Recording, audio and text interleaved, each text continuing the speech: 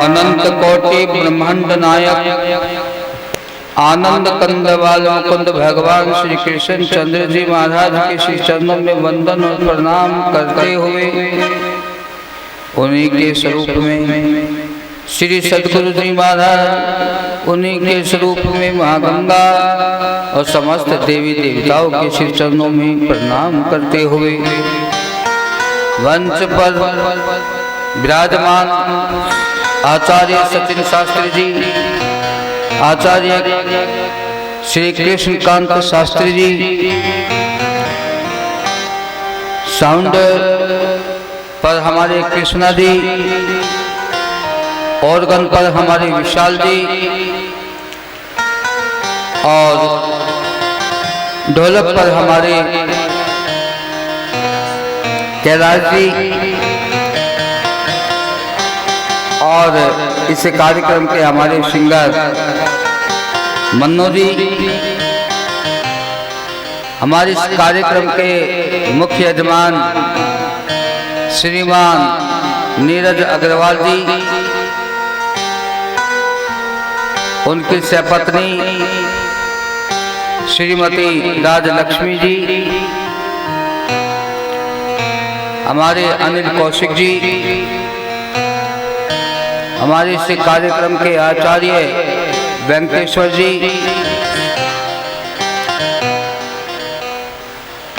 विद्वत समस्त सभी विद्वान ब्राह्मणगण,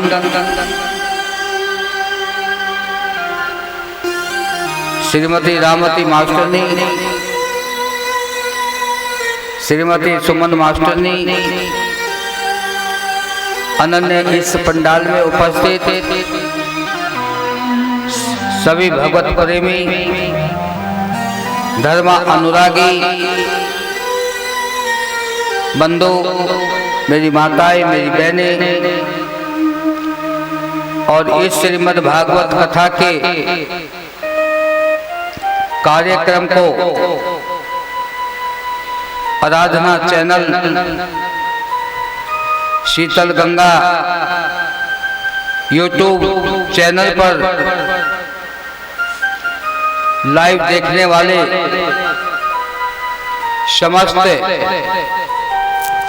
भगवत प्रेमी धर्म अनुरागियों, आज माँ गंगा श्री सद्गुरुदेव भगवान की असीम कृपा से सुनते हैं विदुर भक्त की कथा। विदुर जी भगवान के ऐसे परम भक्त थे कि आज भी विदुर जी के चरित्रों का वर्णन करने में अति आनंद आता है।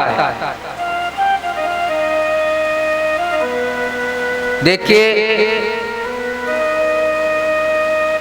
भक्त और भगवान में कोई भेद नहीं होता। भक्त और भगवान में क्यों भेद नहीं होता? क्योंकि भगवान का भक्त भक्ति करते करते करते करते वो भगवान में हो जाता है। भगवान के जो भी गुण होते हैं, जो भी भगवान के लक्षण होते हैं, वो भक्त के अंदर भक्ति करते करते करते करते भगवान के लक्षण और गुण को प्राप्त कर लेता है। और भगवान के गुणों को प्राप्त करने का तात्पर्य कि वो स्वयं भगवान बन जाता है। यदि कोई व्यक्ति अपनी विद्वता से, योग्यता से अपने आप को भगवान कहने लग जाए तो वो भगवान नहीं होता, वो अहंकार होता है, अहम होता है। लेकिन भगवान का जो भक्त होता है वो अपने आप को भगवान नहीं कहता, पर उसकी भक्ति उसको भगवान बना देती है। तो इस प्रकार भक्तों की कथा सुनने में और सुनाने का जो अति आनंद हृदय को प्राप्त होता है, ये भगवान की कृपा है। विदुर भक्त भगवान के ऐसे परम भक्त थे। एक बार की बात है, भगवान बैकुंठ जाने लगे, ये मृत्यु लोक छोड़कर, और उद्धव जी तो समझ गए थे कि भगवान ये लोक छोड़ के बैकुंठ जाना चाहते हैं, स्वधाम जाना चाहते हैं। तो उद्धव जी परम सखा थे भगवान के, तो उद्धव जी ने आके भगवान के श्री चरणों में गिर के रोने लगे और बोले कि प्रभु, मुझे लग रहा है कि आप ये लोग छोड़कर जाना चाहते हो, लेकिन मैं आपके बिना नहीं रह सकता। यदि आपको जाना है तो मुझे साथ लेकर जाना।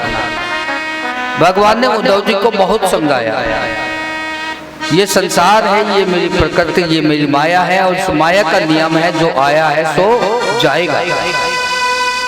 अकेले ही आना है, अकेले ही जाना है, इसलिए उद्धव मैं तुम्हें अपने साथ नहीं ले जा सकता।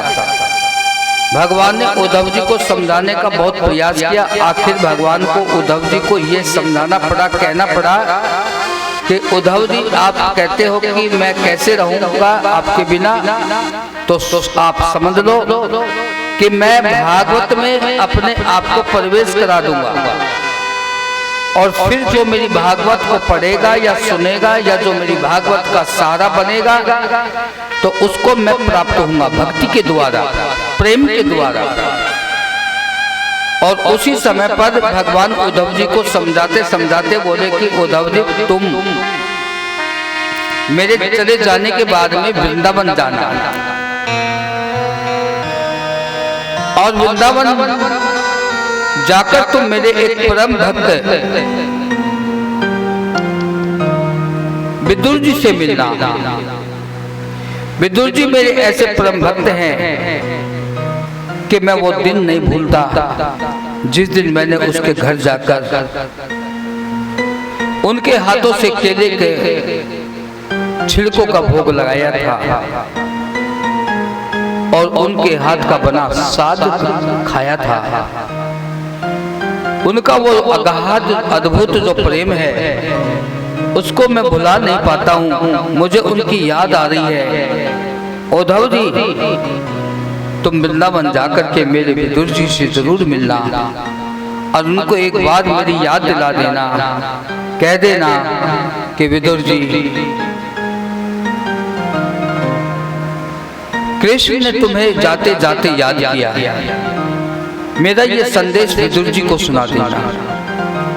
उद्धव जी वृंदावन आकर विदुर जी से जब मिलते हैं और भगवान का संदेश विदुर जी को सुनाते हैं, तो विदुर जी संदेश सुनकर रोने लग जाते हैं। धन्य भाग है मेरा प्रभु, भक्त तो भगवान को याद करता ही है। भगवान को जो याद करे, भगवान के लिए जो गाए, भगवान के लिए जो रोए, भगवान के लिए जो नृत्य करे, और भगवान का ही समझकर जो भी कर्म करे, वो भक्त होता है। और भक्त तो भगवान को याद करता ही है, लेकिन वो भक्त धन्य है जिससे भक्त को भगवान याद करे। विदुर जी अपने आप को धन्य समझने लगे, मेरे को भगवान ने मुझे याद किया, रोने लगे। कहने का मेरा तात्पर्य, ऐसे परम भक्त विदुर जी भगवान के भक्त हैं। सज्जनों, जब महाभारत से पहले भगवान हस्तिनापुर के लिए आए, दुर्योधन को समझाने के लिए। भगवान जानते हैं कि ये दुर्योधन किसी की सुनने वाला तो नहीं है, समझने वाला नहीं है। एक बात है भाई, जो व्यक्ति अहंकारी होता है और उस अहंकारी को कोई समझाने की कोशिश करे, तो समझाने वाला ही मूर्ख होता है। क्योंकि अहंकारी व्यक्ति कभी सामने वाले की सुनता नहीं है, उसको अहम होता है, अहंकार होता है। अहंकार ऐसा होता है कि वो अपने से ज्यादा समझदार और बुद्धिमान सामने वाले को नहीं मानता। इसलिए अहंकारी व्यक्ति से कभी पंगा नहीं लेना चाहिए, उससे कभी तर्क वितर्क नहीं करना चाहिए, उसको समझाने का प्रयास नहीं करना चाहिए। वो आपकी बात नहीं समझेगा, वो आपसे भिड़ जाएगा, व्यर्थ आपका समय खराब होगा, आपकी बुद्धि खराब होगी। इसलिए कभी अहंकारी व्यक्ति के सामने जाके तर्क नहीं करना चाहिए। तो भगवान जानते हैं कि दुर्योधन अहंकारी है, वो समझने वाला तो है नहीं, पर फिर भी प्रयास कर लेता हूँ एक बात और मेरी बात मान जाए और ये इतना बड़ा जो युद्ध होगा उससे टल जाए, ये युद्ध ना हो, ऐसा भगवान सोचते थे। और इसी प्रयास से भगवान दुर्योधन के पास आते। उधर विदुर जी देखिए, जब ये असुर, ये दुष्ट दुर्योधन, दुर्योधन किसको कहते हैं? दुर्बुद्धि वाले को दुर्योधन कहा है। और दुर्योधन अहंकारी जीव है। तो सज्जनों, जिस समय हस्तिनापुर में दुर्योधन के भाई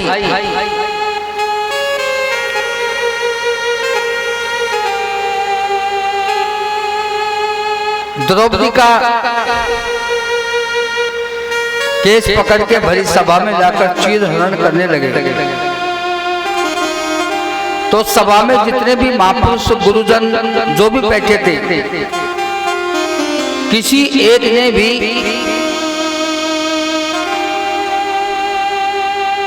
प्रतिकार नहीं किया, सबके सब देखते रहे। और उस पूरी सभा में एक ही ऐसे महान पुरुष थे जिन्होंने प्रतिकार किया, जिन्होंने ये पाप होते हुए बर्दाश्त नहीं किया। उन्होंने उस पाप को रोकने का प्रयास किया विदुर जी ने, लेकिन जब वो समझ गए कि मेरा यहाँ कोई चारा नहीं चल रहा है, मेरी कोई बात नहीं समझ रहा है, न कोई मान रहा है, तो विदुर जी ने क्या किया कि उसी समय सभा में से सभा का त्याग करके, राजमहल का त्याग करके, अपने उच्च पद का त्याग करके, और विदुर जी अपनी पत्नी को लेकर हस्तिनापुर छोड़कर चले गए। क्या मतलब?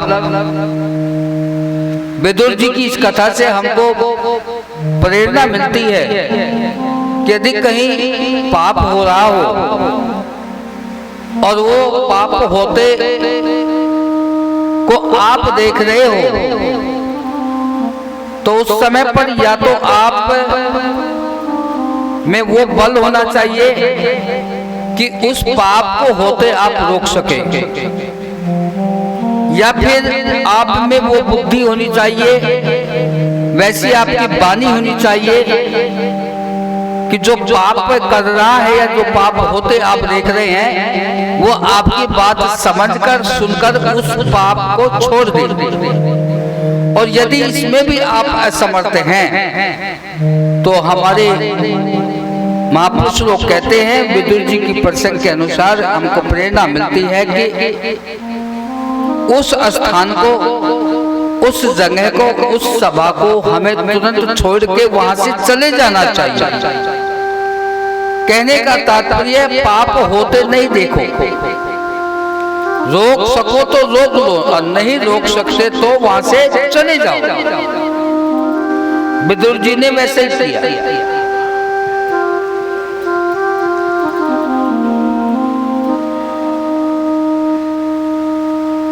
जब विदुर जी से ये सब सहन नहीं हुआ, तो सभा छोड़ के हस्तिनापुर छोड़कर चले गए और गंगा जी के किनारे एक छोटी सी कुटी झोपड़ी बना के वहां पर रहने लगे। ये थोड़ा बाहर जो आवाज आ रही है, इनको जाके शांत करता हूँ।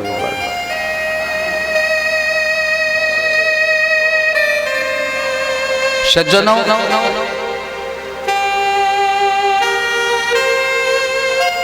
विदुर जी ने झोपड़ी में रह के, कुटी में रह के एक नियम बना लिया। सुबह ब्रह्म मुहूर्त में उठना,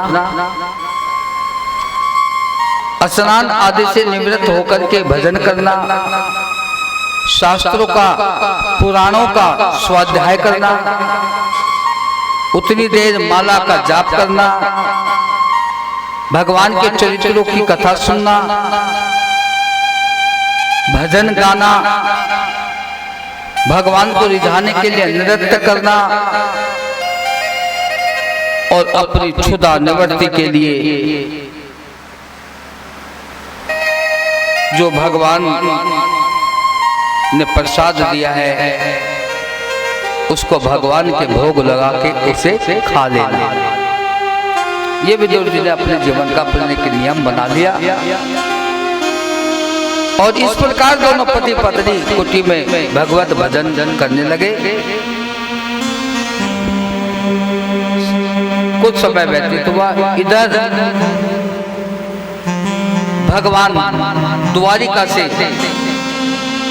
दुर्योधन को समझाने के लिए, संधि कराने के लिए हस्तिनापुर की ओर बढ़ गए।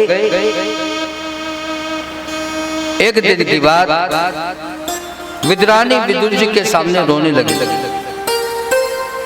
विदुर जी समझ गए कि ये क्यों रो रही है। विदुर जी के मन में एक भाव आया, बोले ओ ये देवी जो रो रही है ना, वो इसलिए रो रही है कि जब से शादी करके मेरे साथ आई तब से ये राज भोगों में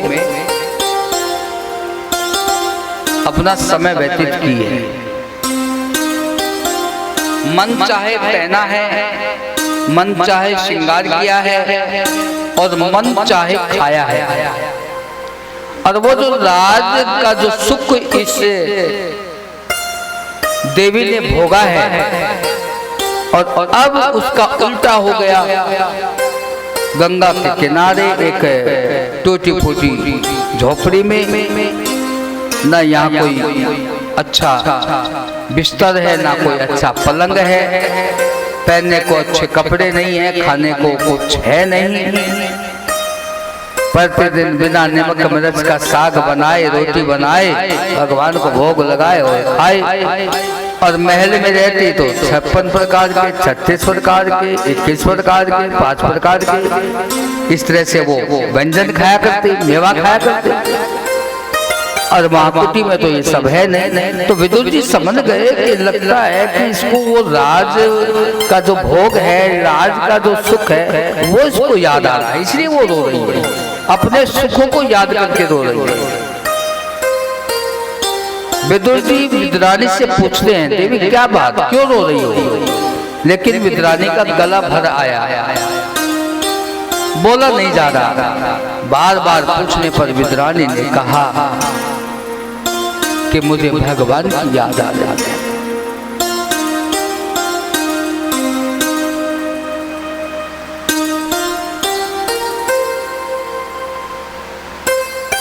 भगवान हस्तिनापुर आते रहते थे, बराबर उनका दर्शन होता रहता था। लेकिन मैं कितनी निर्भागी हूं कि जब से मैंने हस्तिनापुर छोड़ा तब से मुझे भगवान का दर्शन नहीं हुआ। भगवान को याद करके रो रही है विदुरानी। विदुर जी को जब ये बात विदुरानी ने कही तो विदुर जी अपने अंतर में पछतावा करने लगे। ओ मैंने तो कुछ और ही सोचा था, लेकिन ये तो और ही कोई बात निकल आई। भगवान को याद करके विदुरानी रोती है। विदुरानी की भक्ति का विदुर जी को आज ही पता लगता है।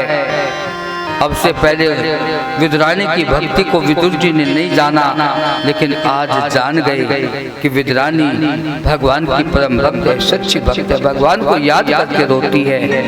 भगवान के लिए जिसको रोना आ जाए, भगवान को याद करके जो रोए तो वही भगवान का प्रेमी कहा जाता है। वही भक्त कहा जाता है।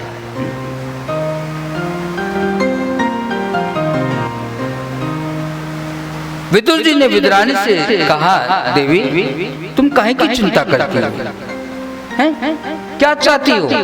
विदुरानी ने रोते रोते कहा कि मैं चाहती हूँ कि भगवान यहाँ आकर मुझे दर्शन दें, क्योंकि मैं अभागी हूँ, गंगा किनारे झोपड़ी में रहती हूँ, भगवान झोपड़ी में थोड़े आएंगे, भगवान तो महल में जाएंगे। विदुर जी ने कहा, नहीं देवी तुम ऐसा मत बोलो, हमारे भगवान तो झोपड़ी में भी आते हैं, भिलनी की कुटी में भी आते हैं। भगवान को जो प्रेम करता है, जो उनको याद करता है, वो वही दौड़े चले आते हैं। ऐसा मत बोलो, आपको विश्वास करना होगा। यदि आपने भगवान की भक्ति की है, एक दिन भगवान आपकी भक्ति से प्रसन्न होकर हमारी कुटी में भी आएंगे।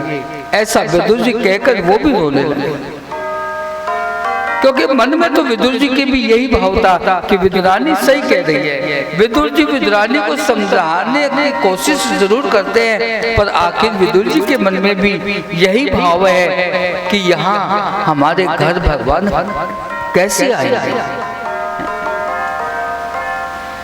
विदुर जी ने आश्वासन दिया विदुरानी को। कुछ समय व्यतीत हुआ, एक दिन विदुर जी को पता लग गया कि भगवान हस्तिनापुर आ रहे हैं दुर्योधन से मिलने। तो बस फिर तो क्या था, विदुर जी विदुरानी का हाथ पकड़ के बोले, देवी सुनो, एक खुशखबरी सुना रहा हूँ। विदुरानी बोली, हाँ स्वामी बताओ क्या खुशखबरी है। बोले कि आज भगवान आ रहे हैं। इतना सुनते ही विदुरानी तो नाचने लगी, आज भगवान आ रहे हैं। बोले कि हाँ, पर हमारे यहाँ नहीं, हस्तिनापुर आ रहे हैं। विदुरानी बोली कि महाराज हमने हस्तिनापुर तो छोड़ दिया है, हस्तिनापुर आए उससे मुझे क्या लाभ होने वाला है। विदुर जी बोले, लाभ की बात तो यो है देवी, तुम चिंता ना करो, निराश मत हो। आज हस्तिनापुर आ रहे हैं ना, हमने हस्तिनापुर के महल का त्याग किया है, ना कि हस्तिनापुर का त्याग किया है।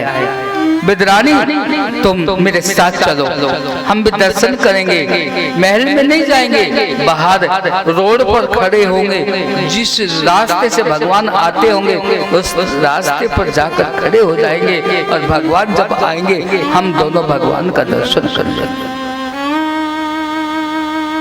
विदुरानी खुश हो गई, भोले स्वभाव की थी। विदुर जी और विदुरानी दोनों हस्तिनापुर आ गए। उधर स्वार्थी दुर्योधन ने भगवान को अपनी तरफ खींचने के लिए, प्रभावित करने के लिए दुर्योधन ने पूरा नगर सजवाया था। चारों दिशाओं में दरवाजे बनवाए थे, स्वागत द्वार बनवाए थे दुर्योधन ने भगवान के स्वागत के लिए। सारा नगर सजाया था, बाजो गाजे वालों को बुलाया था, पहले प्रसाद भी कराया था, और भगवान द्वारिका से रथ में बैठे चले आ रहे हैं। उधर विदुर और विदुरानी वो भी हस्तिनापुर, जिस रास्ते से भगवान आ रहे हैं उस रास्ते पर जाकर खड़े हो जाते हैं। भगवान आएंगे तो दर्शन करेंगे, यही एक भाव है। और सज्जनों, भगवान की भी एक बात मैं आपको बताऊं, भगवान बड़े दयालु होते हैं, वो तो भक्त वत्सल होते हैं। हम जरा भगवान से प्रेम कर लें तो भगवान हमारे लिए दौड़े चले आते हैं। हम भगवान के लिए 2 कदम बढ़ते हैं तो भगवान हमारे लिए 10 कदम बढ़ते हैं। 10 कदम, 2 कदम के बदले। भक्ति में वही शक्ति है। पर एक बात है, भगवान अपने भक्तों पर ही कृपा करते हैं, अपने भक्तों को ही अपनी दृष्टि देते हैं। हर किसी को भगवान अपनी दृष्टि नहीं देते, क्योंकि भगवान को मालूम है कि ये दृष्टि जो है ना, ये द्वार है हमारी बॉडी के, हमारे शरीर की ये द्वार है, मेन द्वार है ये। इन्हीं द्वारों से, नेत्र रूपी द्वारों से ही इस हृदय रूपी मंदिर में आप भगवान बैठा सकते हैं। और इन नेत्र रूपी द्वारों से आप अपने हृदय रूपी मंदिर में रावण भी बैठा सकते हैं। ये मैन इस शरीर के द्वार है। इन नेत्रों से ही पाप होता है और इन नेत्रों से ही पुण्य होता है। अब आपकी जैसी वृत्ति, इसलिए भगवान हर किसी को अपने दृष्टि नहीं देते और जो भगवान के प्रेमी होते हैं उन्हीं को अपनी दृष्टि देते हैं।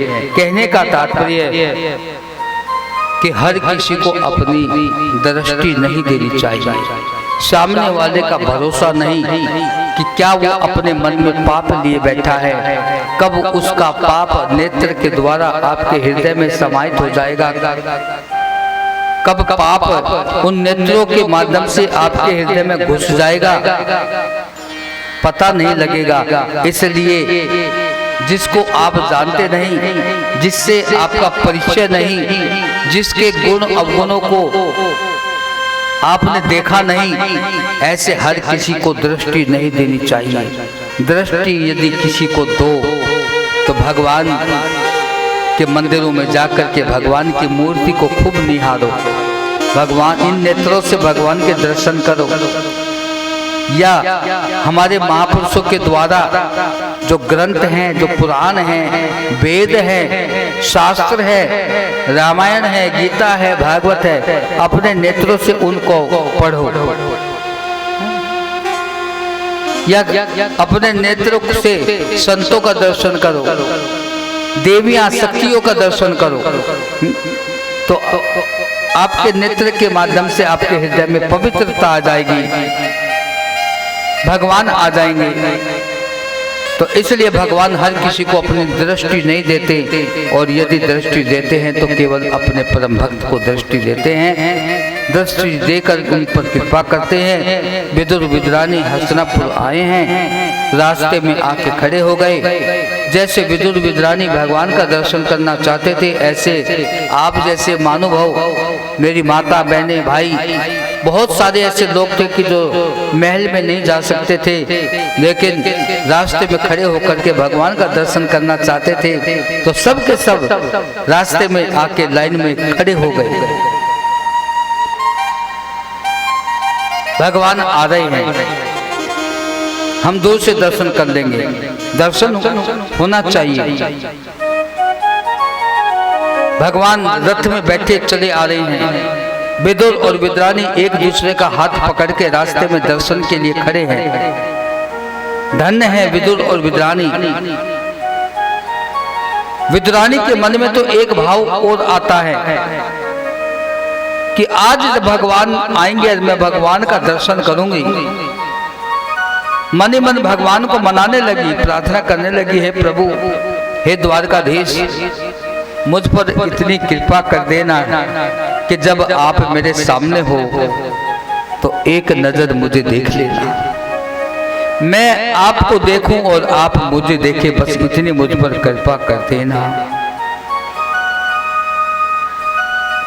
विदुर जी से कुछ अधिक भक्ति थी विदुरानी के हृदय में। और एक ये बात भी सही है भाई, हमारी माताओं के हृदय में ज्यादा भक्ति होती है पुरुषों की भांति। पुरुषों में कम भक्ति होती है और माताओं में ज्यादा भक्ति होती है। भक्ति का प्रतीक है माताएं। तो विदुरानी के अंदर अति भक्ति थी, मन में यही भाव लाई थी, भगवान आए, एक दृष्टि बस मुझ पर देख लें और मैं भगवान को देख लूं। सच कहती हूं, दर्शन करने के बाद में मैं अपनी आंखें हमेशा के लिए बंद कर दूंगी। भगवान को देखने के बाद मैं फिर किसी को नहीं देखूंगी, ऐसा भाव विदुरानी का। और दोनों एक साथ खड़े हैं। भगवान द्वारकाधीश रथ में बैठे बैठे आगे बढ़ते बढ़ते एकदम सामने आ जाते हैं। भगवान पहले नीचे गर्दन करके बैठे हुए थे, लेकिन जैसे विदुर और विद्रानी जहाँ खड़े थे, पास में आते आते अब भगवान की दृष्टि अपने भक्तों को देखने लगी। कहाँ खड़े हैं मेरे भक्त?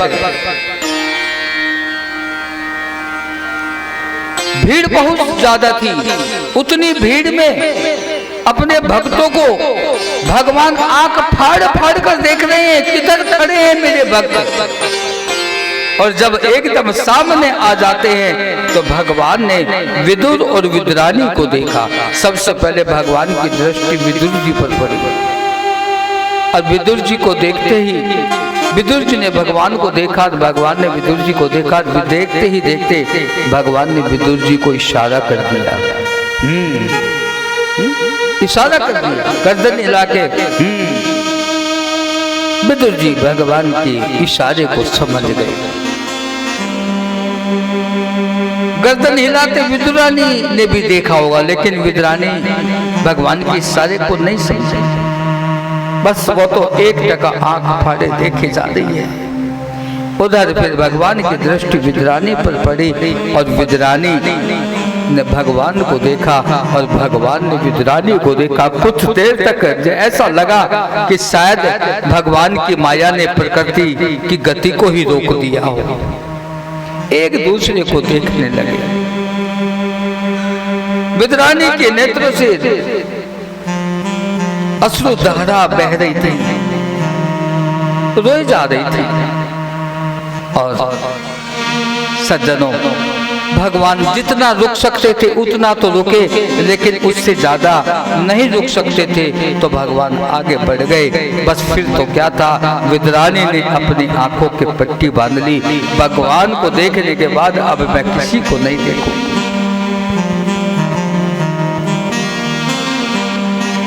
विदुर विद्रानी वापस अपनी कुटी में लौट आए। उधर भगवान हस्तिनापुर दुर्योधन के महल में गए तो वहां दुर्योधन ने भगवान का स्वागत किया। बाजे गाजे बजवाए, ढोल नगाड़े बजवाए और 36 प्रकार के व्यंजन सामने ला के रख दिए। और दुर्योधन बोला, कन्हैया पाओ, ग्रहण करो। लेकिन मेरी माता बहनों, क्या भगवान खाते हैं? अरे दुनिया को खिलाने वाला वो दाता, क्या वो खाता है? खिलाने वाला कभी खाता नहीं, पर हाँ वो खाता भी है। कब खाता है? किसका खाता है? वो खाते नहीं, और यदि कभी खाते हैं तो वो यशोदा के हाथ से खाते हैं, वो कौशल्या के हाथ से खाते हैं, वो विद्रानी के हाथ से खाते हैं, वो अपने परम भक्तों के हाथ से खाते हैं। जो प्रेम से खिलाता है वह तब खाते हैं, और नहीं तो वो कभी खाते नहीं है। वो तो खिलाने वाले दाता है। दुर्योधन अहंकारी है। 36 प्रकार के व्यंजन लाकर सामने रख दिए। महाराज ग्रहण करो। भगवान गर्दन हिला दिए, बोले पहले दुर्योधन बात करो, खाने की बात बाद में होगी। भगवान एक टूक बात करना चाहते थे आज दुर्योधन से। आखिरी बार बात करने आए थे तो भगवान ने दुर्योधन से कहा कि दुर्योधन, मैं तुझे आखिरी बात फिर समझाने आया हूँ। अरे टाल दे इस युद्ध को। यदि ये युद्ध हो गया ना तो तेरा सत्यानाश हो जाएगा, वंशहीन हो जाएगा तेरा परिवार। इसलिए मेरी बात मान ले, युद्ध नहीं हो। इसलिए मैं तुझे समझाता हूँ, और आखिरी बार तुझे आज समझाने आया हूँ कि तू मेरे कहने से और ज्यादा नहीं तो पांडवों को 5 गांव ही दे दे। लेकिन दुर्योधन अहंकारी है। तुरंत दुर्योधन ने भगवान से कह दिया, महाराज सुनो, बिना युद्ध के आप तो 5 गांव की बात करते हो, बिना युद्ध के तो मैं एक सुई की नोक के बराबर भी देने वाला नहीं। जब ये बात दुर्योधन ने भगवान से कही तो भगवान उठ खड़े हो गए, 36 प्रकार के व्यंजनों को छोड़कर चल पड़े। और उधर विदुर जी को जब इशारा किया था तो विदुर जी इशारे को समझ गए थे कि भगवान मानो ये कहना चाहते हैं कि विदुर तुम पहुंचो और मैं आ रहा हूं। पर ये बात विदुर जी ने विदुरानी से नहीं कही थी। आज विदुर जी और प्राय दिन तो घास पत्ते जंगलों से लेकर आया करते थे और उसमें न नमक होता था, ना मिर्च मसाला होता था, बस वैसे ही घास पत्तों को उबाल के और वही उसका साग बना करके खा लिया करते भगवान को भोग लगा के। लेकिन आज विदुर जी सोचे कि आज मेरे भगवान आ रहे हैं, मेरे पास कोई साधन तो है नहीं, कुछ खिलाने को तो है नहीं, पर हाँ प्रयास कर लेता हूँ कुछ और विशेष हो जाए, क्योंकि आज मेरे मेहमान आ रहे हैं। आज विदुर जी थोड़ा दूर निकल गए जंगल में, एक केले का गाछ देखा, उस पर कुछ केले लगे थे और विदुर जी ने उस केले के वृक्ष से थोड़ा केला तोड़ के और अपने घर आकर विदुरानी से बोले, विदुरानी और दिन तो साग का भोग लगाती है भगवान को, आज केले का भी भोग लगा देना। गोलमोल भाषा में बात कह दी विदुर जी, आज भगवान को केले का भी भोग लगा देना। विदुर जी को पता था भगवान आएंगे। अब विदुर और विदुरानी दोनों प्रतिदिन अपनी नियमानुसार कर्म करते जा रहे हैं। अब वो समय आ गया जिस समय वो दोनों एक दूसरे का हाथ पकड़ करके प्रतिदिन कीर्तन करते हैं, भगवान को रिझाने के लिए नृत्य करते हैं, गाते हैं। वो टाइम था, अपनी कुटी के दरवाजे बंद कर लिए और एक दूसरे का हाथ पकड़ के विदुर और विदुरानी गाने लगे, नाचने लगे।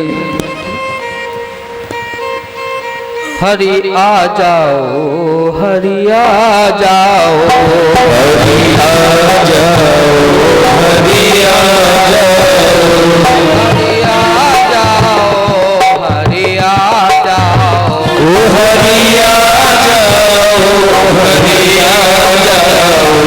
यदि आप लोग हरि को बुलाएंगे, हरि को पुकारेंगे, उनको याद करके अंतर हृदय से आप उनको पुकारोगे तो वो आपके लिए दौड़े चले आएंगे। इसलिए बुलाओ,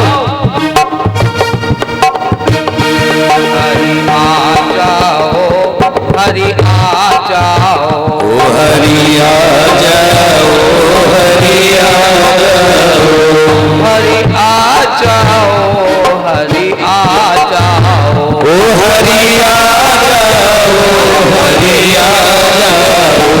हरि आ जाओ, हरि आ जाओ, हरि आ जाओ, हरि आ जाओ, हरि आ जाओ, राधे आ जाओ, राधे आ जाओ, राधे आ जाओ, राधे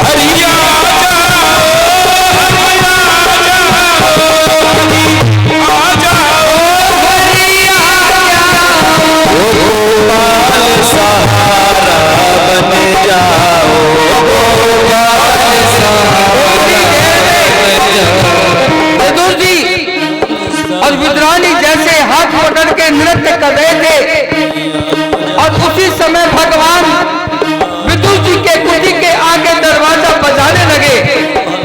लेकिन विदुर और विदुरानी भगवान की भक्ति में उतना लीन थे, उनको ये भी नहीं पता लग रहा था कि हमारे बाहर दरवाजे पर 3 लोग के नाथ भगवान खड़े हैं, जिनको हम पुकार रहे हैं, जिनकी राह देख रहे हैं।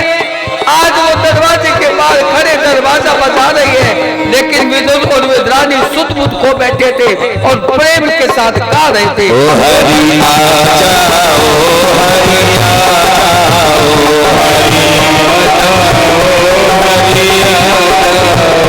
हरि आजा, ओ हरि आजा, ओ हरि आजा, ओ हरि आजा,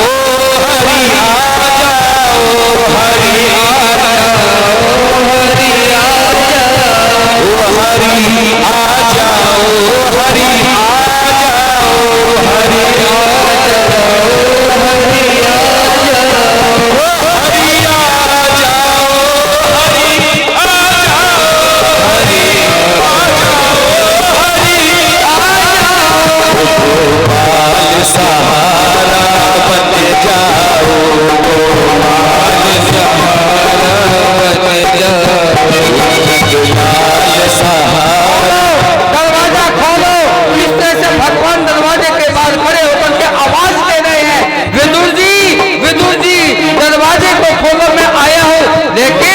विदुर और विदुरानी तो सुध बुध खो बैठे हैं और प्रेम के साथ गा रहे हैं, मेरा और सहारा कोई नहीं, ओ मेरा और सहारा कोई नहीं, ओ मेरा और सहारा कोई नहीं, मेरा और सहारा कोई नहीं, मुझे आके गले लगा जाओ, मुझे आके तरस दिखा जाओ, मुझे आके गले लगा जाओ, हमें आके गले लगा जाओ, हरि आजा, हरि आजा,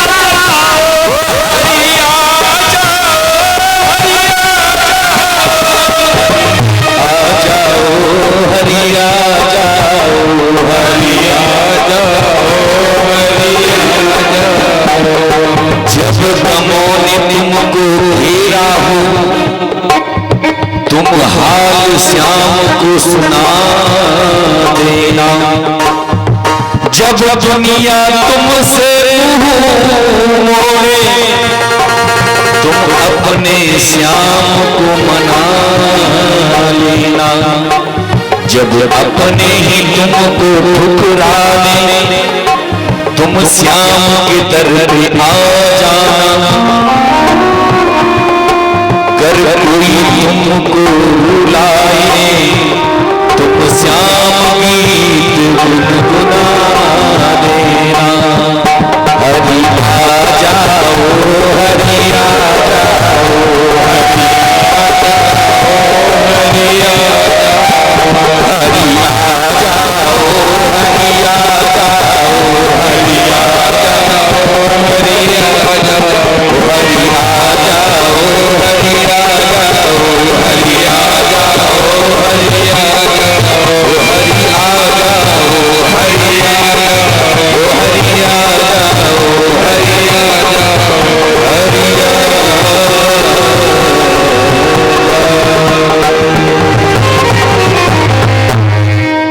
सजनों, भगवान दरवाजे के बाहर खड़े होकर के दरवाजा बजाए जा रही है, बजाए जा रहे हैं, बहुत देर होगी भगवान को खड़े खड़े, लेकिन विदुर और विदुरानी तो सुध बुध खो बैठे, पता ही नहीं। यही है भक्ति में रस, भक्ति करते करते कौन आया है पता नहीं चले, कौन बोल रहा है, कौन आवाज दे रहा है पता ही नहीं चले, बस इसी का नाम है भक्ति। विदुर विदुरानी एक दूसरे का हाथ पकड़ के गा रही है, नाच रही है।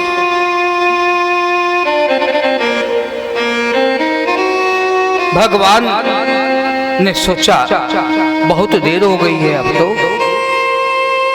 और विदुर जी दरवाजा ही नहीं खोल रहे हैं। तो उस समय भगवान ने क्या किया, अपनी योग माया को बुलाया और योग माया से कहा, योग माया आज तुम मेरी एक सहायता करो। योग माया ने कहा, हाँ प्रभु बोलिए। बोले कि विदुर और विदुरानी मेरे परम भक्त हैं और मेरे भक्ति में वो इतना लीन हो गए हैं कि मैं उनके दरवाजे पर इतनी देर से खड़ा हूँ और उनको मेरी आवाज नहीं पहुंच रही है, वो दरवाजा खोलने को तैयार नहीं है। आप एक काम करो, जो भक्ति का जो रस, जो आनंद विदुर और विदुरानी के हृदय में, उनकी बुद्धि में जो समाया है, उसको कुछ क्षणों के लिए आप समाप्त कर दो। योग माया ने कहा, ठीक है प्रभु। योग माया ने अपनी माया से विदुर और विदुरानी की जो वो अपनी भक्ति में जो लीन थे, उनको कुछ मालूम नहीं हो रहा था। वो थोड़ी देर के लिए योग माया ने अपने प्रभाव से विदुर और विदुरानी की भक्ति को थोड़ी देर के लिए बंद कर दिया। और फिर भगवान ने आवाज लगाई, विदुर जी, विदुर जी। और वह आवाज अब विदुर जी के कानों में सुनाई पड़ी और लगा कि कोई बाहर दरवाजे पर आया है। और जैसे विदुर जी दरवाजा खोलने के लिए बढ़े और दरवाजा खोला तो देखा कि दरवाजे के बाहर द्वारकाधीश 3 लोक के नाथ खड़े हैं। और विदुर जी ने जैसे ही भगवान को दरवाजे के बाहर खड़े देखा तो विदुर जी मूर्छा में आके गिर पड़े, मूर्छित हो गए। पीछे से विदुरानी आई और विदुरानी ने भी भगवान को देखा कि भगवान आए हैं, द्वारकाधीश आए हैं। देखते ही देखते विदुरानी भी मूर्छित होकर गिर पड़ी, अचेत अवस्था में हो गए, बेहोश हो गई। भगवान ने सोचा कि भले ही कैसे आया मैं, इनकी तो मेरे को देखे कि क्या दशा हो गई। मेरा कोई यही स्वागत होगा मेरा यहाँ पर, बुला भी रहे हैं और आ जाओ जी, आ जाओ जी, ऐसा भी नहीं बोल रहे हैं। देखा देखा दोनों के दोनों कैसे जमीन पर गिर पड़े।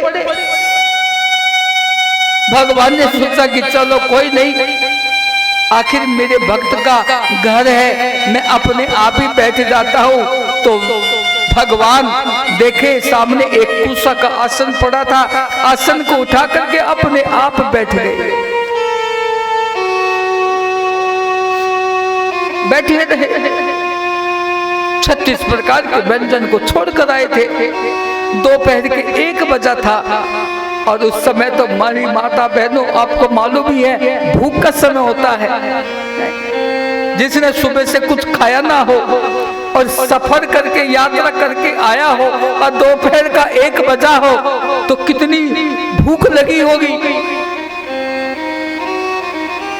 भगवान बैठ गए, सोच रहे थे कि कब ये उठेंगे और कब मुझे कुछ खिलाएंगे।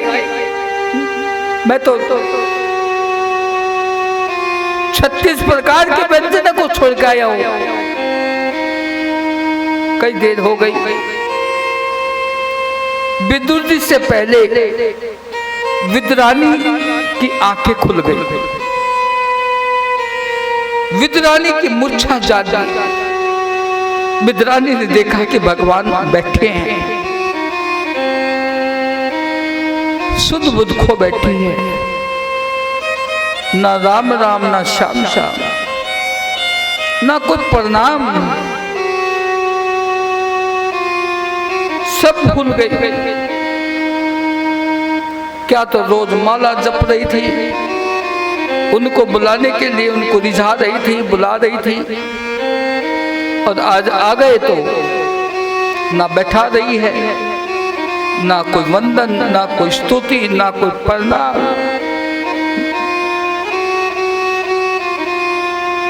इसका एक मतलब और होता है मेरी माता बहनों, ये वंदन, ये स्तुति, ये भगवान की लिए गाना, ये भगवान के लिए बजाना, ये भगवान के लिए रोना, ये जो भी जितने भी ये भक्ति के जो साधन हैं, ये तब तक है जब तक वो नहीं मिल जाता, और जब वो मिल जाता है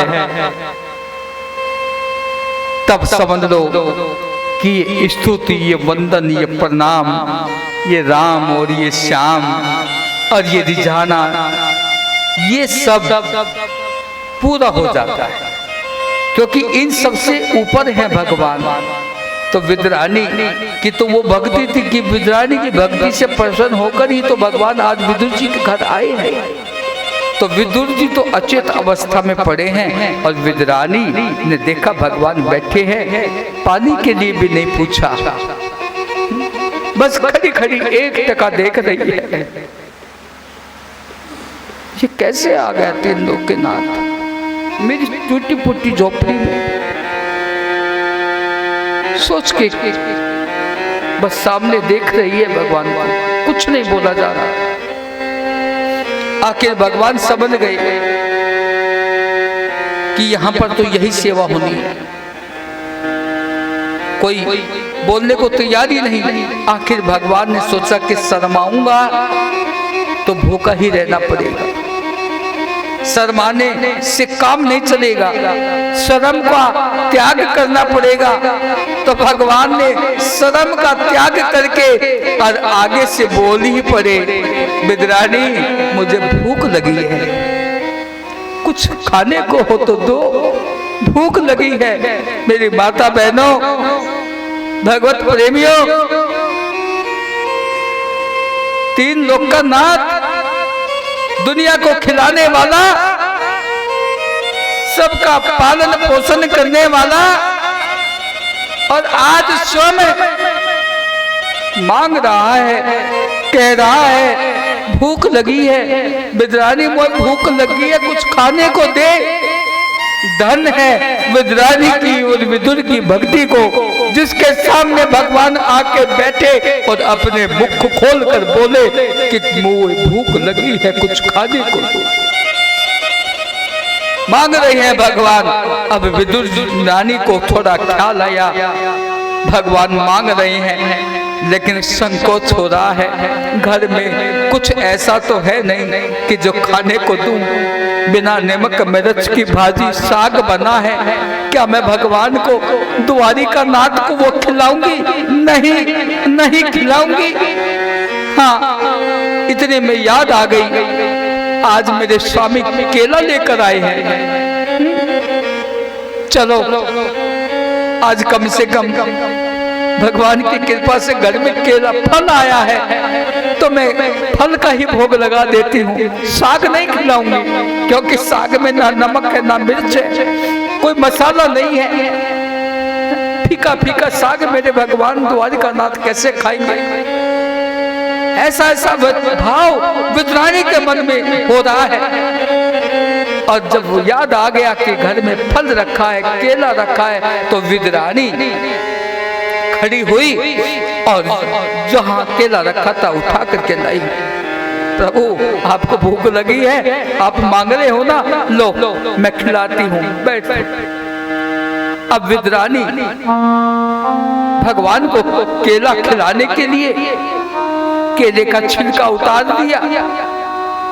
समझ नहीं आ रहा कि वो क्या करने जा रही है, वो क्या कर रही है। छिलका उतार और भगवान की तरफ बढ़ा दिया, लो भूख लगी है ना आपको, खा लो। छिलका ही भगवान की तरफ को बढ़ा दिया। अब भगवान तो भाव के भूखे, भगवान ये नहीं देखता कि ये क्या खिला रहे हैं क्या नहीं खिला रहे हैं। उनको जब प्रेम की भूख लगती है तो उनको जो भी खिलाया जाता है वही खा लेते हैं। विद्रानी ने केले का छिलका बढ़ा दिया और भगवान ने झट से वो छिलका हाथ में लिया और गपा गप करके मुंह में डाल के खा गए।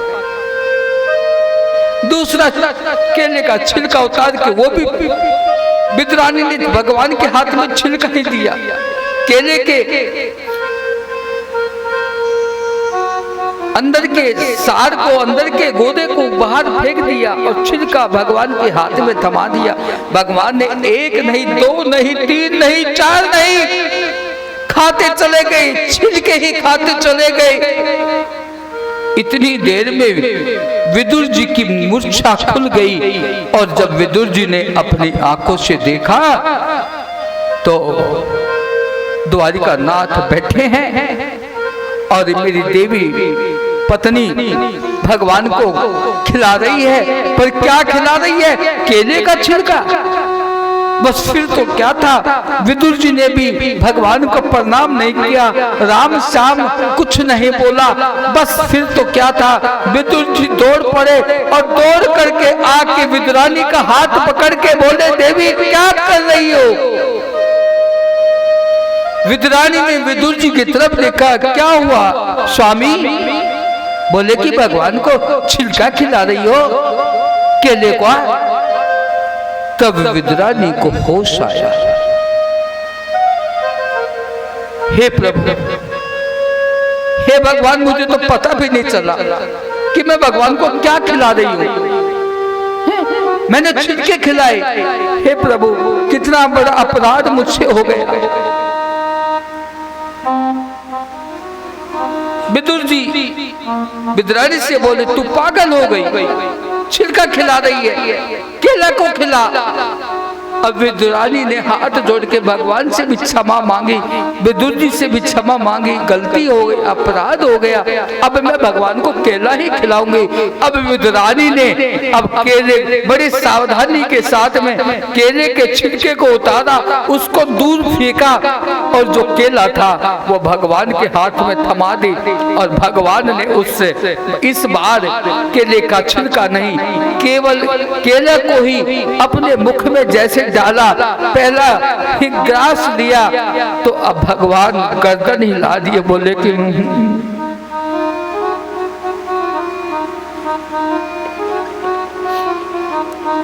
गर्दन हिला दिए, बोले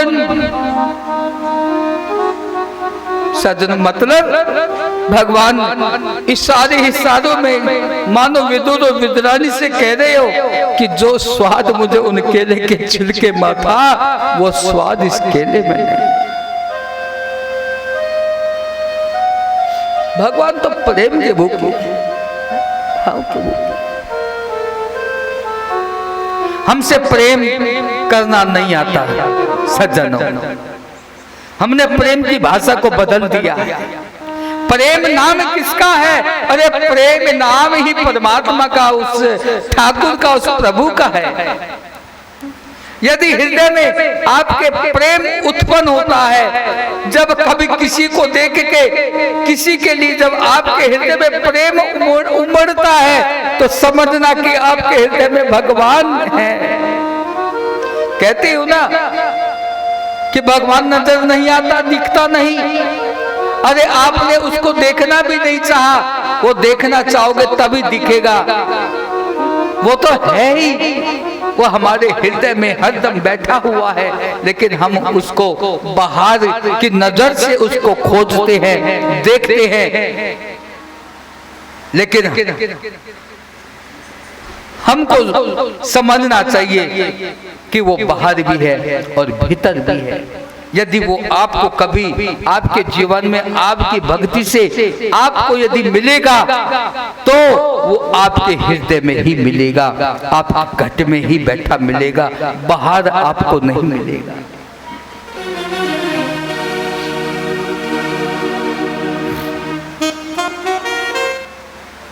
घट ही में गंगा, घट ही में जमुना, और घट ही में गंगा, घट ही में जमुना, घट ही में है जगदीश, सतगुरु तारेंगे। और घट ही में है जगदीश, सतगुरु तारेंगे। घट ही में गंगा, घट ही में जमुना, और घट ही में है जगदीश। जगदीश यानी परमात्मा, वो तो हृदय में बैठा है, वो कोई दूर नहीं है हमसे, लेकिन हम हृदय में बैठे हुए परमात्मा को कभी देखते नहीं। तो सज्जनों, हम लोग प्रेम को नहीं समझते। प्रेम नाम किसका है? हम लोग प्रेम की भाषा को बदल दिए हैं। पहले हमारे इन कलयुगी जीवों ने, इन पढ़े लिखों ने प्रेम को पहले कागजों में लिखा। अब जैसा जैसा समय बदलता गया, आधुनिक समय आ गया, तो अब कागजों की बदले अब वो मोबाइल में आ गया।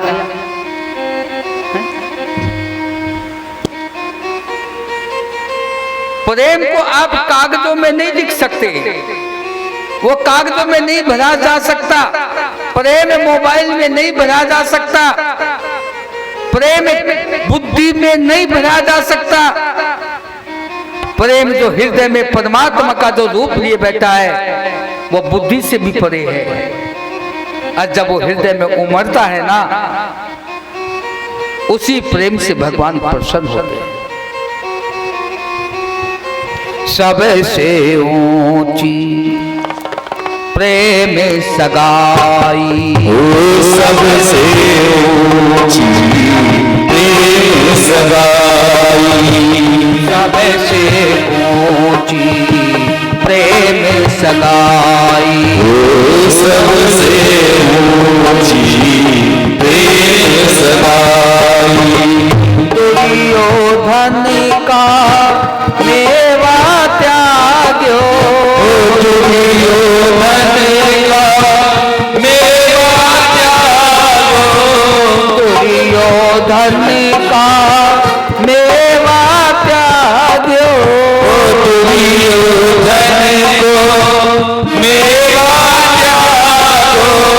सागे विदुर घर पाई रे कृष्णा, साधु विदुर घर पाई, सबसे ऊंची प्रेम सगाई, सबसे ऊंची प्रेम सगाई। सभी भक्त लोग ताली बजा के गाएं।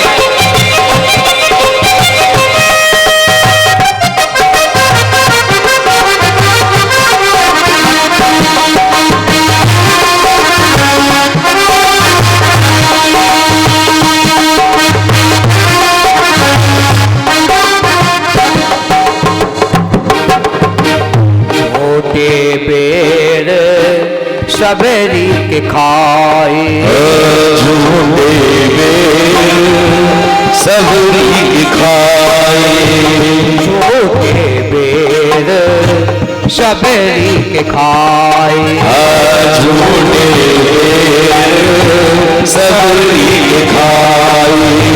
बहुविधि प्रेम कराई रे कृष्णा, बहुविधि प्रेम कराई, सबसे ऊंची प्रेम सगाई, सबसे ऊंची प्रेम सगाई।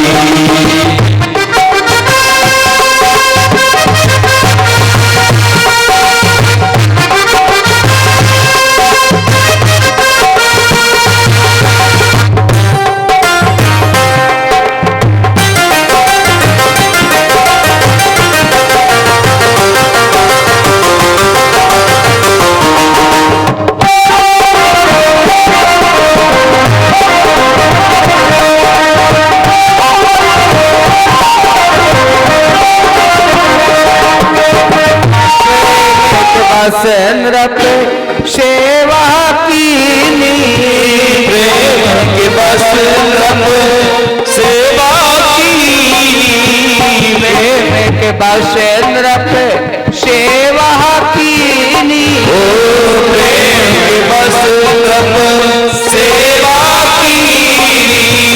आप बने हरि नाई रे कृष्णा, आप बने हर नाई, सबसे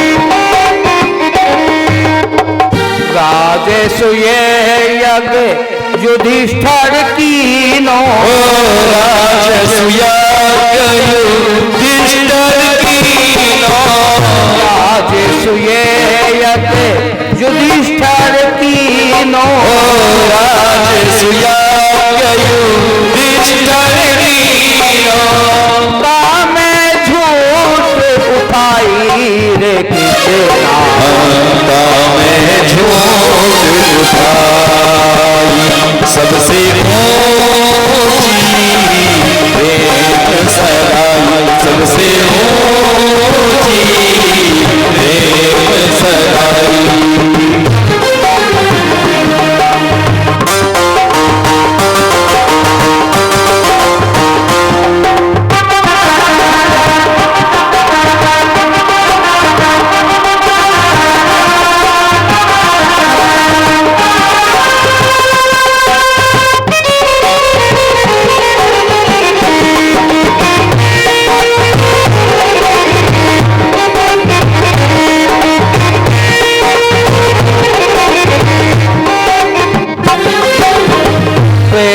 के बस अर्जुन रथ क्यों, प्रेम के बस अर्जुन रथ क्यों, प्रेम के बस अर्जुन रथ क्यों, प्रेम से बस अर्जुन रथ क्यों, भूल गए ठकुराई रे कृष्णा, भूल गए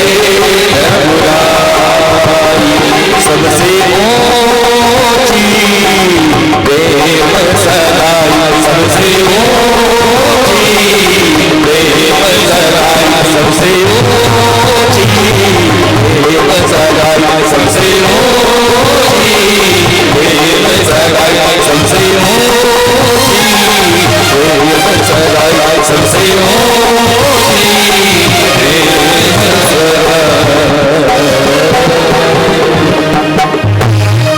बोले भक्त वत्सल भगवान की।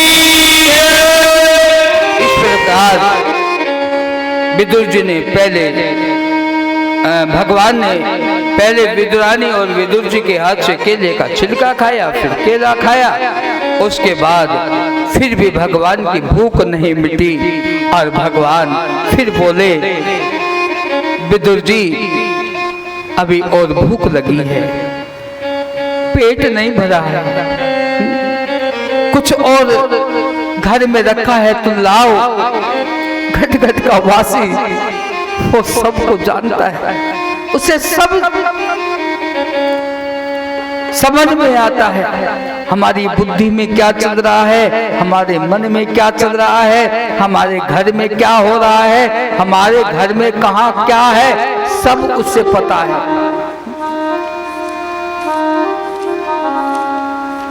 हम बंद कमरे में कोई काम करते हैं तो बड़े समझदारी दिखाते हैं और कोई नहीं देख रहा है। अरे अनंत नेत्रों वाला वो तीन लोक का नाथ आपको देख रहा है। गटगट का वासी है वो, आपसे क्या छिपा है।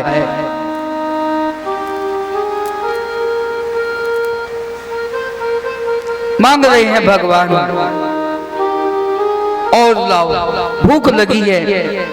अब केले का छिलका भी खा गए, केले भी खा गए। विदुर जी विदुरानी की तरफ देख रहे हैं और विदुरानी विदुर जी की तरफ को देख रही है। आपस में इशारों में बात कर रही हैं।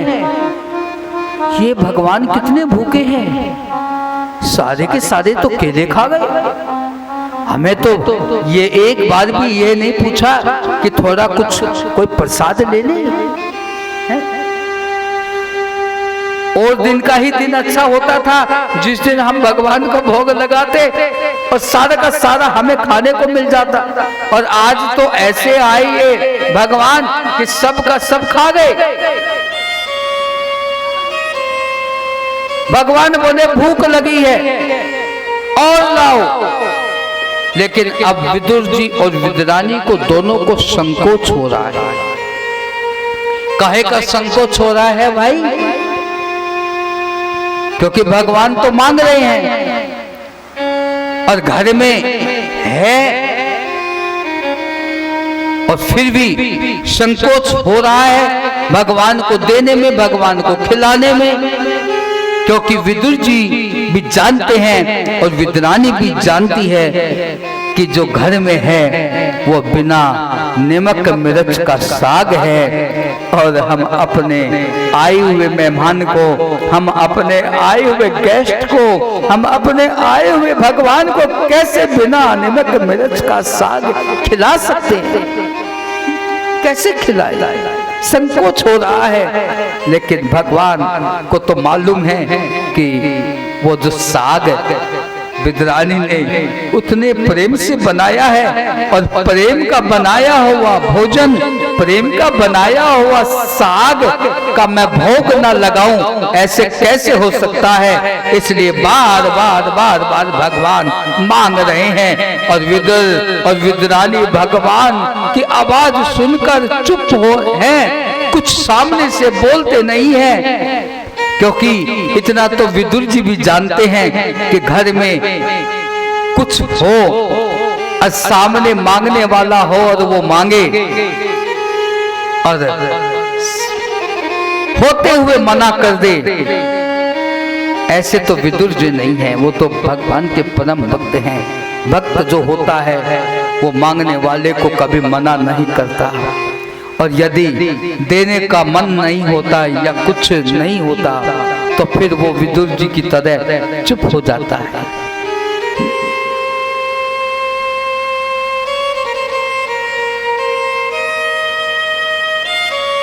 सज्जनों, कई भक्त तो ऐसे होते हैं भगवान के,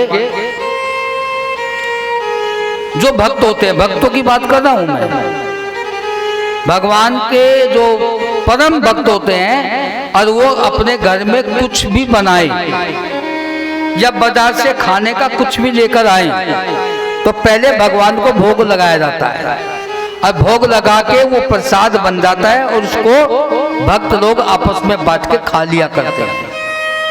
ऐसा ये भक्तों का नियम है। पर मैंने अपने आगे, मैं नाम तो किसी का नहीं लूंगा, लेकिन ऐसे अनोखे भक्त मैंने अपने भी देखे हैं। इस रहस्य का एक बार मुझे पता लगा, राजस्थान में मैं गया हुआ था।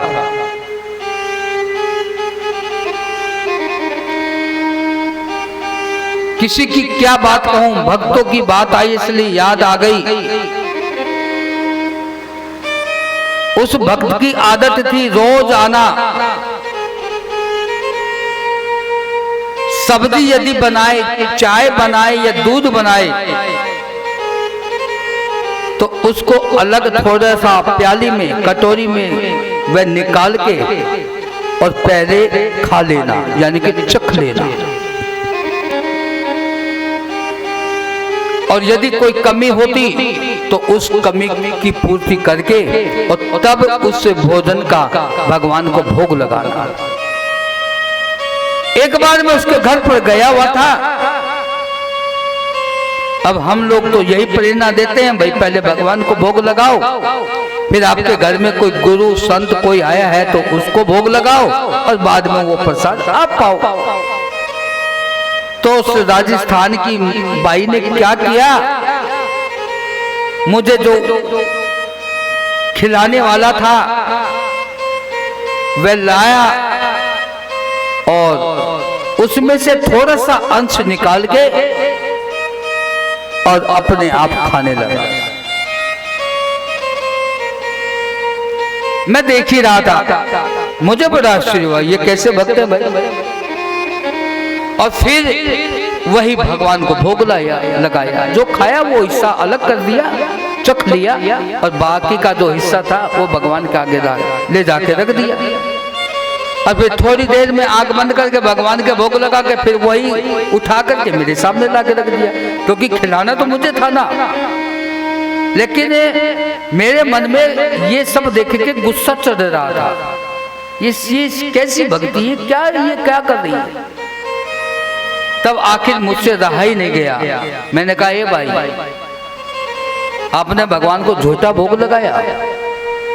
बोले ना तो गुरुजी, झूठा तो कोई नहीं लगाया, मगर मेरे सामने झूठा भोग लगाया है। बोले ना गुरुजी, मैंने तो जो अलग निकाला है और उसका नहीं भोग लगाया, आज जो मैंने लेकर के चखा वो तो मैंने अलग रख दिया हाथ धो के, और जो भोजन है बनाया है वो मैंने भगवान को भोग लगा दिया।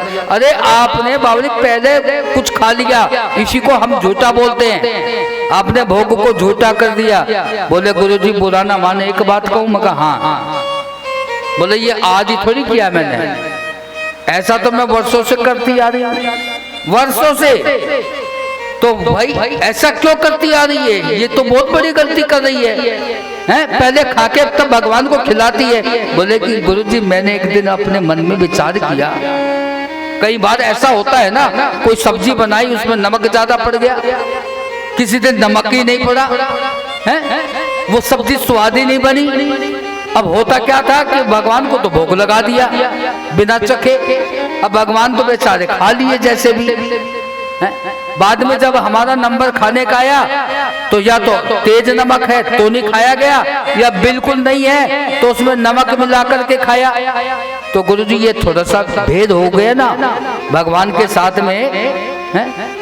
ये भेद हो गया कि भगवान को तो जैसा हो वैसा खिला दिया, अपने आप स्वाद बना करके खाया। इसलिए गुरुजी मेरे मन में ऐसा भाव आया कि अब भगवान को जब भी भोग लगाऊं, जब भी खिलाऊं, तो पहले मैं खुद चखूं वो स्वादिष्ट है कि नहीं।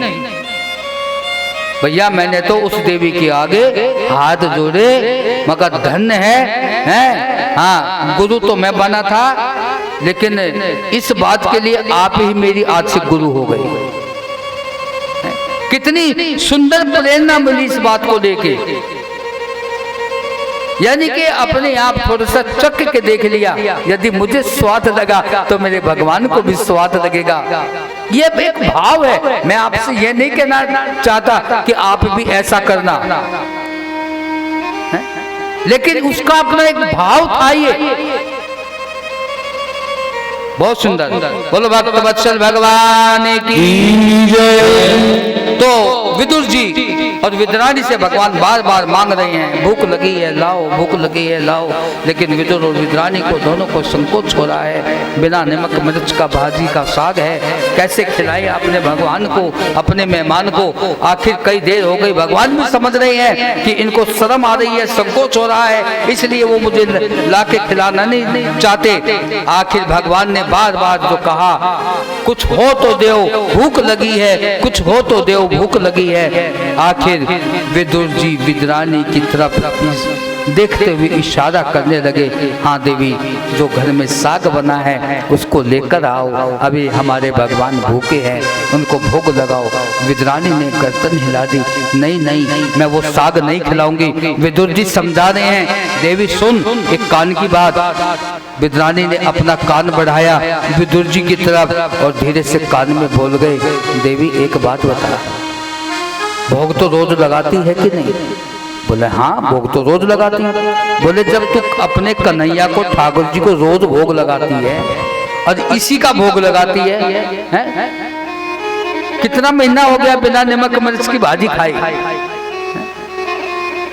ये अस्वादिष्ट ये जो भोग है, ये जो भोजन है, रोज भोग लगाती है कि नहीं लगाती? बोले लगाती हूँ। बोले तो आज क्या हो गया? बोले कि और दिन तो सचमुच में नहीं होते भगवान, आज सचमुच में। बोले कि भगवान में भी ये भेद है कि सचमुच के भगवान है या नकली भगवान? अरे भगवान तो भगवान ही है? और दिन मूर्ति के रूप में थे, आज वो स्वयं चल के आ गए। भाव तो वही है ना भगवान बनाने का। बोले कि और दिन तू भोग लगाती है, आज साक्षात रूप से वो स्वयं पधार के मांग रहे हैं, तो क्यों तू नहीं लेकर आती? ले आ और खिला दे। परम सौभाग्य ये तीन लोग का नाथ ये हमारे ये साग खाने के लिए ही आया है। इसका और कोई काम ना है, ये हमारा साग खाने ही आया है? ले आ, इससे अच्छा सुंदर अवसर फिर कभी जीवन में नहीं आने वाला। जन्म जन्म बीत जाएंगे। बड़े बड़े ऋषि मुनि गुफाओं में बैठे हड्डी शरीर को गला दिए, उनके सामने ये नहीं आता। धन्य है हम। जा बस विदुर जी के कहने पर विद्रानी समझ गई बात तो स्वामी सही कह रही हैं, भोग तो हम रोज ही लगाते हैं। तब विद्रानी जिस पात्र में वो साग बनाया था, उबला के रखा था वो घास पत्ते, उसी को उठा लाई और जैसे पास में आई भगवान के भगवान ने इतना भी संतोष नहीं किया कि वो आके प्रेम से लाके रखेगी और तभी उठा के खा लो।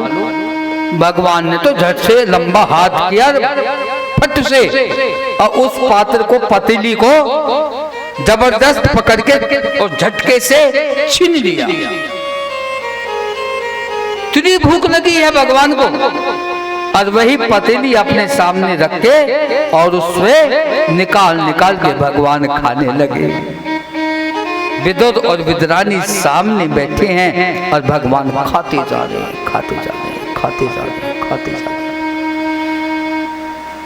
विद्रानी और विदुर जी फिर एक दूसरे को देखने लगे, इशारे में मानो ये कह रहे हो कि देखा और दिन के भगवान में, आज के भगवान में कितना भेद है, कितना अंतर है। अरे इन भगवान से तो और दिन का ही भगवान अच्छा था, जितना बनाते और जितना भोग लगाते उतना का उतना वापस लेते और खा जाते। और ये आज के भगवान तो ऐसे अद्भुत भगवान है, इनको तो जो हाथ में लगता वही खा जाते। हम भी इनके भक्त हैं पर हमसे तो एक बार भी नहीं पूछते कि तुम भी खा लो। सारा केला खा गए, सारे केले का छिलका खा गए और अब जो ये साग बना है और इसको भी खाए जा रहे हैं, खाए जा रहे हैं। हमारे सब तो देख भी नहीं रहे। अब विदुर जी विद्रानी की तरफ को देखते ही बोले इशारों में, तो देवी और देर हो गई ना तो पछताना पड़ेगा, अब देर मत कर। विद्रानी विदुर जी के भाव को समझ गई और फिर तो क्या हुआ, विद्रानी से नहीं रहा गया और विद्रानी झटके के साथ खड़ी हुई और दौड़ी और भगवान के आगे से पतीला जिसमें साग निकाल के भगवान खा रहे थे उस पतीले को उठा ली। बोले कि वाह रे वाह प्रभु, कमाल के हो आप तो, हैं? हम भी आपके बच्चे हैं, हम भी आपके भक्त हैं, आप तो सारे खाए जा रहे हो, हमें भी थोड़ा कोई प्रसाद मिलेगा कि नहीं। भगवान आवाज लगाकर बोल रहे हैं भूख लगी है और दो और दो। भगवान से विदुर और विद्रानी बोले कि बस प्रभु इतने में ही अब आपको संतोष करना पड़ेगा, बाकी वो भगवान का जो बचाया हुआ प्रसाद था जो छीना हुआ, अब वो विदुर और विद्रानी ने दोनों ने प्रेम के साथ में भगवान के सम्मुख में बैठ के उसको ग्रहण किया। धन्य है विदुर और विद्रानी की भक्ति को कि आज भगवान स्वयं उनके घर झोपड़ी में बैठ के और उनके हाथों से भोजन खाए हैं, भोग लगाए हैं और बाद में भगवान का जो बचा शेष भाग था वो प्रसाद स्वयं भगवान के परम भक्त विदुर और विद्रानी ग्रहण किए।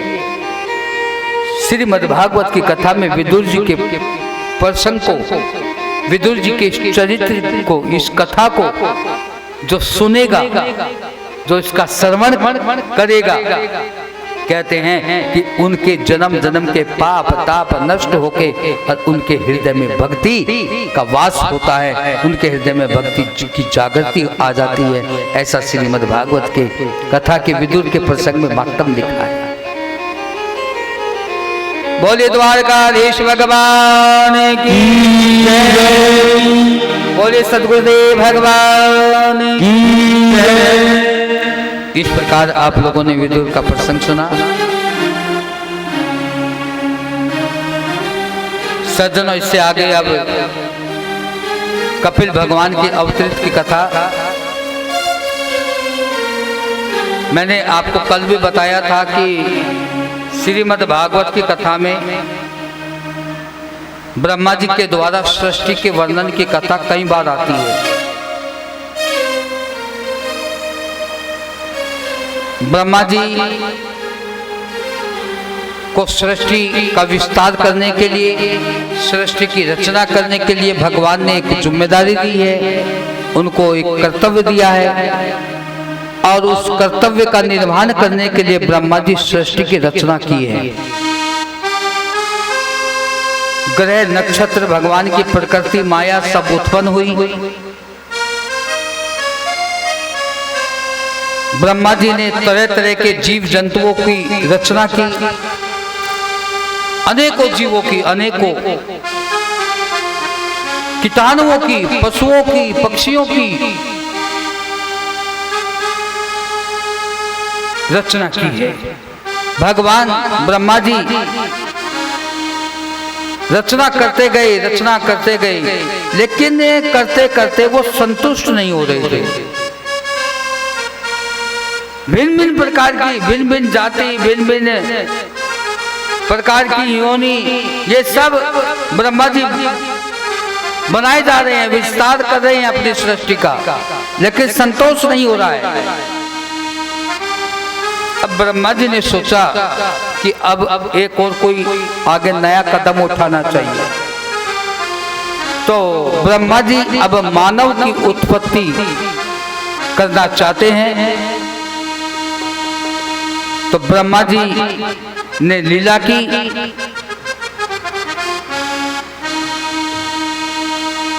कि ब्रह्मा जी को छींक आई,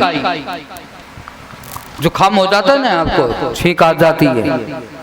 इस तरह से भगवान ब्रह्मा जी ने छींक ली, और जैसे वो छींके तो दाई नासिका से मनु और बाई नासिका से शत्रुपा,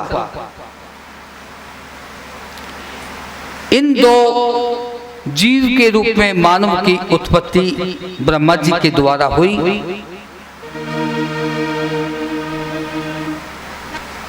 एक तरह से तो देखा जाए कि मनु और शत्रुपा दोनों ब्रह्मा जी के पुत्र और पुत्री है। ये नारी और नर का जो भेद उत्पन्न हुआ है, ये यहां से प्रारंभ हुआ है, मनु और शत्रुपा से।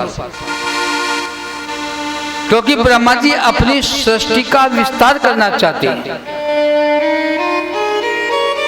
तो ब्रह्मा जी की छींक से दाएं नासिका से मनु और बाएं नासिका से शत्रुपा दो ये मानव रूप में उत्पन्न होते हैं। शत्रुपा स्त्री है और मनु पुरुष है।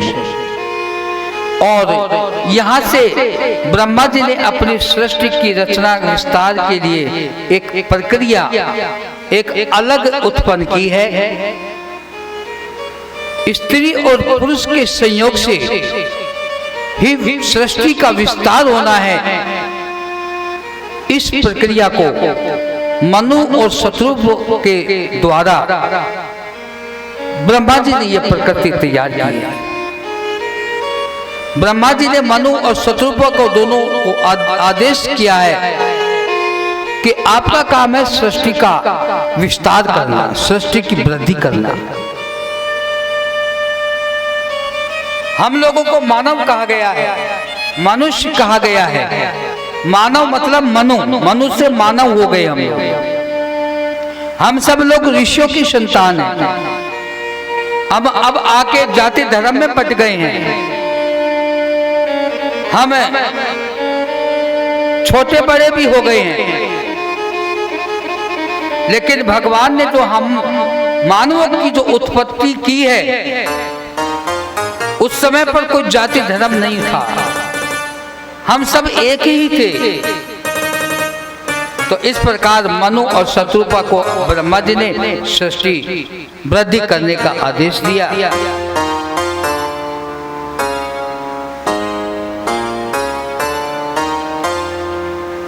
उधर मनु को 9 कन्या उत्पन्न हुई।